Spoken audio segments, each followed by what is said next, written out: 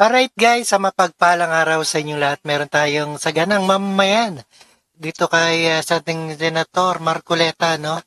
At diskusyon sa mga korupsyon at tungkol sa mga anak na nagluho sa kanilang mga kwarta galing sa mamamayan. Panoorin po natin guys, another padado. Ganyan. Ang iba, gagawa ka pa nga ng written na parang itong perang ito ay maliban na lang kung normal na, ibig sabihin, kagaya natin, Nelson, yung pangkaraniwan ng transaction natin, kalating yun, diba? Wala nang wala nang tanungan yun. Tayong restaurant, di ba? Ayun, mga ganun lang po ang mga pangyayari. So, ayos naman. ang iniisip ko lang, baka maka-apekto ito sa mga negosyo. So, paano yun kung halimbawa yung mga talagang nakaririwasa kumain sa isang marangyang restaurant? Kaya pagkatapos inabot ng 789,000 yung Ayong babayaran? O, paano? Hindi siya pwedeng mag-withdraw para bayaran nyo? Oo nga, pinakita akong video ngayon, ang binayaran ay 120,000 lang, isang milyon ang dala-dala, no? Mukhang hindi na mini-withdraw yun, Sen, eh. O kaya, nag-issue ng check, o kaya binigay yung parang withdrawal din, di ba? Lalo na kung gamit niya debit card. Yan, opo. Paano yun? Online. Sinurrender niya yung debit, bayaran talaga lahat yun. Opo. So, di parang nag-withdraw ka na, di ba?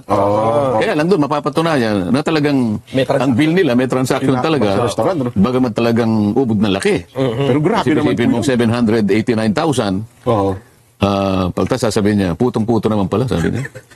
Ano kaya kinain mo? Isang kainan po, sabi, almost 1 million ang Grabe, kinain. no? Diba, meron kasi mga restaurant yun. Alam mo, sa atin kasi, mga mahihirap, katapat ng talbos lang ng kamote. Oo nga po, talaga. O kaya alugbati. Yan, oo. Pero kanila, ano yung mga tawag doon sa mga mahal na mga Mga fine dining restaurant. Hindi, tatawag. Sa atin, alugbati. Opo. Sa kanila, arugula. Ibang klaseng salad yun. Opo. Diba, samantalang tayo, talbos lang ng sitaw, talbos ng kamote. Sa kanila, Caesar salad. Magkano lang yun. Nung kami, isipin mo, baka 25 centimos, isang gano'n na yun eh. Ngayon, arugula. Isang tangkay lang, 25,000 pesos yata yun. Grabe, Anyway, yung kabilang magbayad ng 300, nagpapalpitate na kami sa 300 pesos sa restaurant. Ay, nako. Sige, ano pa, Nelson? Ang akin lang dito, yung sa mga negosyo nga, baka kasi maka-apekto sa mga transaksyon. Siguro yung mga mga regular transactions, siguro sa tingin ko hindi naman magiging problema. Yung malalaking amount na siguro biglaan. Ang nakikita ko dyan, basta meron kang resibo, may babayaran ka, di ba? May invoice, meron ka talaga, may purchase order, basta merong mga dokumento na talagang nagsasaad legitimately, meron kang babayaran. Opo. Hindi yung basta ka na lamang mag-withdraw ng ganun-ganun. Na siguro, una, para ma-detect nga yung mga taong paano mo gagastahin mo ba kagad ng ganito. Lalong-lalo na kung halimbawa, may tracing halimbawa, kahapon lang, nag-withdraw ka na ng ganito ka, ngayon, mag-withdraw ka na naman, halos araw-araw. Baka yung pinagkitaan mo sa flood control, tinatransfer mo na ng isa-isa. Yun nga. Diba? Ang palit do, puro dollar, kaya nga, yun, lalo na kung, teka muna, bakit pinapalit mo na ng dollar ito? Di ba? Kung kailan ka naman nagpalit, pagka mahal-mahal naman ng dollar, karaniwan, kaya ka nagpapalit, yung mura para makarami ka ng dollar. Bakit palugi ka? Kung kailan tumaas ang dollar, doon ka nagpapalit. Ito mga ganitong speculation. At saka bakit bili ka ng bili ng cryptocurrency ngayon? Anong meron sa cryptocurrency? Kahit na medyo volatile ang labanan, gusto mo bumili ng crypto. Yun ang nangyayari daw ata ngayon. Son, well, inaabatan ata ng Bangko Sentral ng Pilipinas ito. Parang hindi na maulit. Ha? Yes. Ito pa isang balita, Seth. Babalitaan ko muna kayo. Latest kay Congressman Saltico. Yan. Kasi di ba nagpalit na ng speaker? Okay. Ang palagi ko, ito yung isa sa pinakauna niyang hakbang, si Speaker Faustino D. Boji. Ang isa sa una niyang hakbang bilang bagong speaker, naglabas po siya ng pagbawi sa travel clearance ni Ako Bicol Representative Saltico. At siya po ay inaatasan na bumalik na sa bansa sa loob ng 10 araw. Ang travel clearance ni Saltico, ang nag-approve pa ay si dating Speaker Martin Romualdez. At sinasabi na itong siko ay pumunta ng Amerika at nagpagamot. Pero sa ngayon ay yung petsa nung, anong petsa niyan? Ganyan na yan, di ba? Yung kanyang revocation. Ayan, September 8 kahapon. So, 10 days mula kahapon, dapat nasa Pilipinas na si Saltico. Dahil marami nga daw po itong dapat nasagutin. Pero batay ho sa mga kumakalat ngayong Ano impormasyon. date niyan? Kahapon? Kahapon po. September 18 yan po. 19 ba ngayon? 19 po ngayon. So mga tweet, ginawa ni Senate President Soto yung usapan namin. Habang kumakain kasi kami, pwede mo naman kakong tawagin yung bagong speaker. Na sabihin mo na paupuin si Saldi. Kasi pinag-uusapan namin yung mungkahi ko kasi na direksyon ng mag-iimbestiga. Ayun naman, hindi ko naman kinakaila kahit kanino. Ang gusto ko pag nanguhuli ako, ayoko ng sapsap, ayoko ng butete. Ang gusto ko, sapagkat nakasadlak tayo sa napakalaking problema ng korupsyon na ngayon ay nabuyang-yang talaga. Kailangan yung mismong sistema ang ating targetin. Ngayon, para ngayon ay magawa mo yan, na kinakailangan malalaking isda, mahuli natin. Ay, pumayag naman yung narinig naman ninyo. Sabi ko, kahit na 1 milyong sapsap ang mahuli mo, Opo. maipakulong mo, hindi ako naniniwala na makakagawa yan ng bagay na makapagpapatigil sa napakalaking katiwaliang nagaganap sa ating bansa. Ayun po yung pagkatanong nyo kay Secretary Ang sabi niya kasi, Opo. kahit na paano deterrent. Opo. Hindi ka ako deterrent yan dahil puro butete lang yan. Para sino matatakot sa mga butete? So, pumayag din siya. Tama po naman na kailangan malaki. So, mula dun sa discussion na yun, sabi ni Senate President, habang kumakain kami, Opo, yung nag-break kayo. naintindihan ko naman kanya yung tinutungo ng pagtatanong mo. Tama naman yun. Hanggang sa mapag-usapan nga namin, pwedeng ipatawag. Kasi nga, si Saldico, ilang beses namang nabanggit ang pangalan. Doon lamang sa subscribe, doon sa sinumpang salaysay ng mga Diskaya, nabanggit na yung pangalan. Bagamat ang pagkakabanggit ay mula doon sa dalawang congressman na kanyang in-identify. Name drop daw po yung pangalan nila. Name drop kasi nagtanong siya, bakit dito 25% lang, bakit dito 30% ang kinukuha nyo? Abay, yung sa amin dito kasi, may manggagali, may pupunta kay ganito, binanggit ang pangalan ni Saldico at ang pangalan ni Speaker. So parang, pagkatapos noon, sabi ko, maliban pa dyan, nakita mo naman si Toby Chanco nagpasya naman na mag-testify. At tuwiran niyang binanggit ang pangalan ni Saldico. Hindi lang binanggit, pinakita niya yung napakahabang listahan. Kasi palaging gusto pinag-uusapan, resibo, di ba? Napakahaba ng resibo na talaga namang yung mga insertions, 2 probinsya lang. 2 probinsya lang. Pag sinuma mo yung mga insertions, 13.8 billion pesos. Ang pangalan ni Saldico ang nakabuyang yan doon. Ngayon, ibig ko sabihin, sino ba tinutugis natin dito? Butete? Pauwiin mo. Doon nagsimula yung usapan. So, kahapon ay 18. Ganyan gagawin ko. Baka tinawagan. Pwede. Halimbawa, pag ayaw niyang bumalik, di kansilahin yung passport. Parang yung ginawa ninyo. Parang kay Arnie Tevez. Parang nangyari kay Arnie Tevez. Ganun ang gusto ko na direksyon sana. Pero bagay mukhang nanawagan din si Majority Leader Sandro Marcos di ba kahapon? Hindi lang kanya naging panawagan na mapauwi nga si Kong Saldi. Lumilitaw naman sa mga impormasyon na natatanggap natin na nandito na sa Pilipinas. Si Saldico. O di maganda. Para sa ganun, masabi na kagad para maimbita kagad. Sa Pilipinas, baka ibang ko yan. Marami kasi. Atoy ko. Hindi, may nakakita daw nakahood dyan, dumating nung Sabado, dyan sa September 30. Madali yan Pwede naman i-check yung manifesto ng immigration. Makikita nyo dyan kung anong aircraft ang kanyang sinakyan. Di ba? Anong oras dumating. May yung passenger manifest, malinaw yan Maliban na lang, Sen, kung ibang ginamit na pangalan. Nag-disguise. Kasi meron ako nakitang post. Nung nandun siya, parang ang ginamit niyang pangalan, Salcedo ko. Parang gano'n. Hindi na Saldi. Pwede rin. Hanapin mo yung Salcedo ko doon sa manifest ko. Yun. Importante, kung nandito man yan o wala, ang importante, pinapauwi na. Pero ang point naman ito, makapagpaliwanag siya. Kasi nababanggit ang kanyang pangalan. Hindi naman agad natin sinasabi na siya ay guilty o may pananagutan sa usaping ito, kundi matanong kung ano man ang kanyang partisipasyon sa usaping ito, Sen. Halimbawa, bakit yung insertion mo, puro pangalan mo? Okay. Anong interest mo sa Mindoro Oriental? Anong interest mo sa Abra? Puro pangalan mo nakalagay. 13.8 billion. Paano mo nagawa yun? Di ba? Puro pangalan. Ewan ko, 2 probinsya pa lang yun. Meron ka pa bang iba? Hindi ko pa sinasabi yung Bicol. Marami siyang ipaliliwanag ngayon. Dikit-dikit na noon. Bakit? Paano pinayagan ng DBM yun? Paano pinayagan na... doon pa lang, paano na-approve yung GA? Pagkatapos walang gustong magkusa, tinatanong ko yung undersecretary na babae, wala raw siyang kinalamanan. Hindi niya raw kilala kung sino yung mga nag-i-insert. Dahil hindi naman daw siya parte ng BICAM. Palagay mo, hindi. Di patawag mo yung parte ng BICAM. Yun ang ayaw nilang gawin Di ba? Nagtatakipan. Ewan ko Well. May isa pa pala siyang problema dyan, di ba? Yung tinatanong siya ni... Ayun, nagtatakipan nga, no? Talagang may approval niyan si BBM. Congressman Terry Redon. Si DA Secretary Secretary, oo. Joe Laurel. Out of nowhere, bigla na banggit naman yung pero ayun naman ata, isda naman Sa isda ata yun. naman. Oo. Malaking problema din yun. Papaliwanag din niya yun. Kasi pinepersa daw ni Saldico ang DA na bigyan ng allocation siya para mag-import ng isda. Pati ba naman isda? 3,000 containers Hindi daw. naman magsasalita ng ganun yung Secretary ng Agriculture kung hindi totoo. Oo. 3,000 na containers ng isda. Yun nga. Meron pa nag-text sa akin, ha? Oo. Meron pa siyang ginagawang pakikialam sa Philippine Ports Authority. PPA. Oo.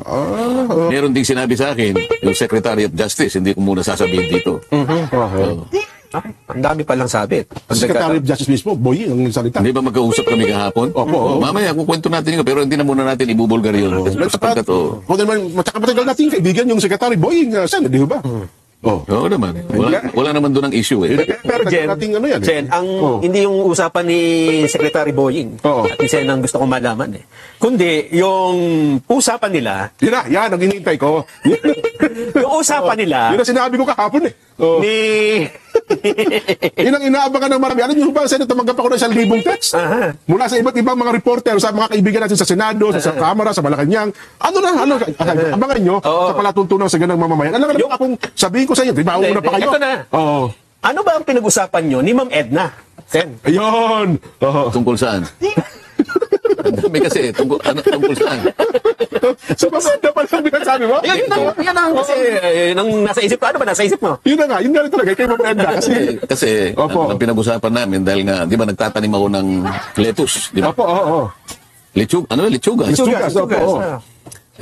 Sabi ko sa kanya, kung gusto mo sumama ka, dahil alam ko naman, kung pagka yung mga lettuce kasi medyo malaki na, ang gagandang tingnan eh. Ay, opo, oo. Hindi ba pinagawa ko uli yung aking Sa Tarlac, opo. yung greenhouse ko. Oho. Alam mo naman, hydroponics yun eh. Oho.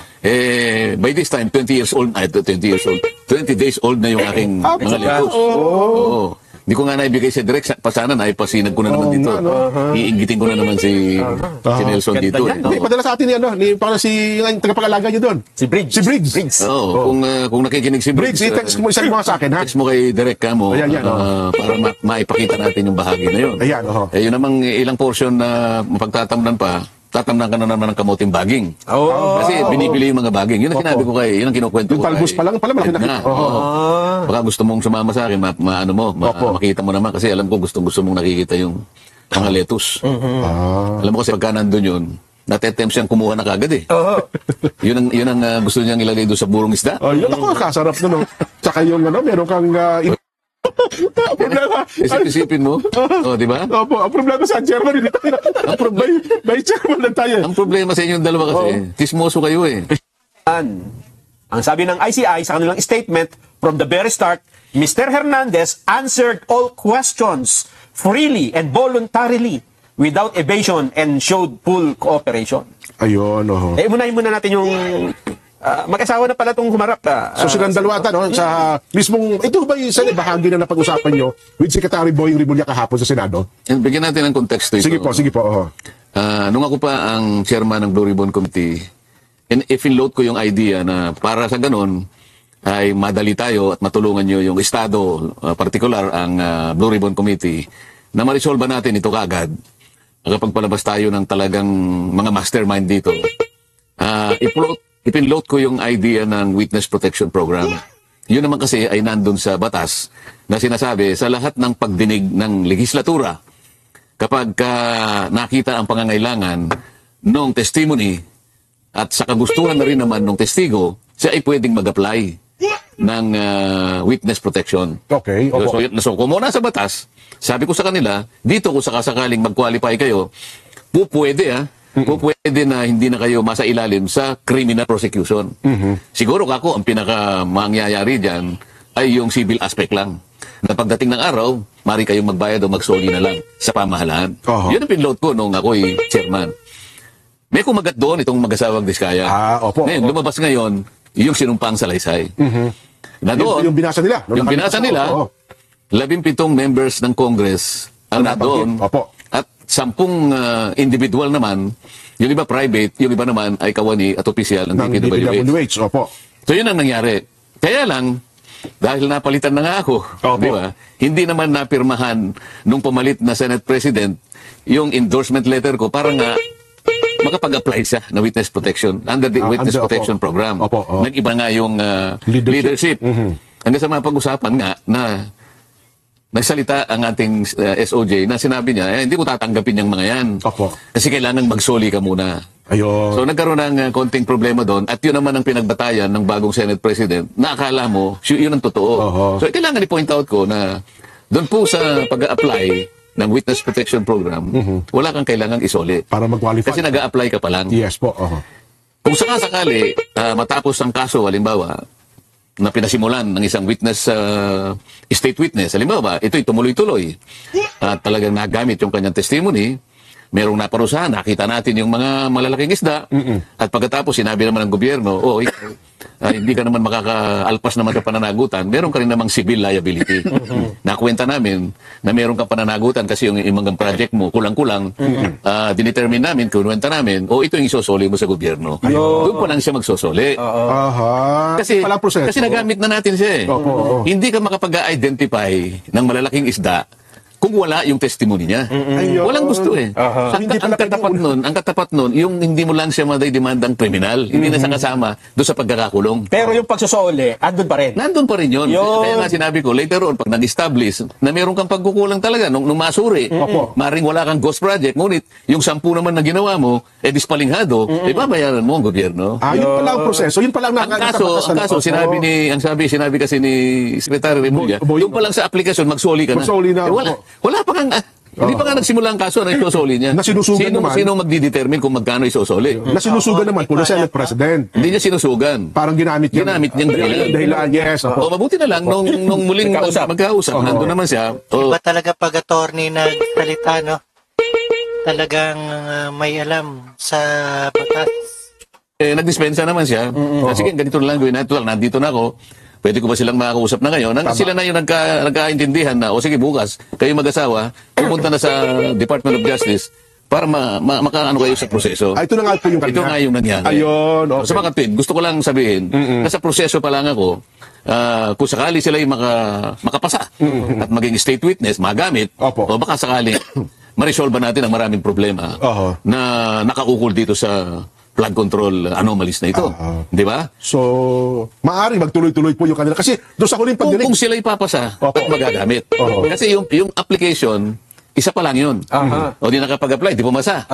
Pagka pumasa ka, ang ibig sabihin nun, state witness ka na. Ngayon, state witness ka na, di may korte ngayon, gagamitin ka bilang state witness. Ngayon, kapag ka nakita na yung pagtitestify mo, hindi naman nakatutulong, pwede ka naman i-discharge eh. Walang mawawala sa gobyerno. Tatanggalin ka pala. So, maganda nang nangyari. Total, pumunta si Secretary Boying. Nakilala naman nila kung sino naman ang nagsasabi ng totoo. Tama naman ako from the beginning. Sa harap ni Senator Lacson at saka ni Senate President na pag-usapan, hanggang sa sila yung magkaharap talaga. Yung Diskaya at saka yung Secretary. Nandun naman ako, nandun din yung abogado ng Diskaya. Yan ang nangyari dyan. Alright, naintindihan nyo guys. Ayan po ang anomalya sa korupsyon. Ayon kay Senator Marcoleta, no? At maraming salamat sa panonood, pakinig dito kay Drop Trip, and see us again sa ating reaction video. And see you sa rally ngayong bukas, no? Ayan, September 21 sa Grandstand. Alright? And peace out.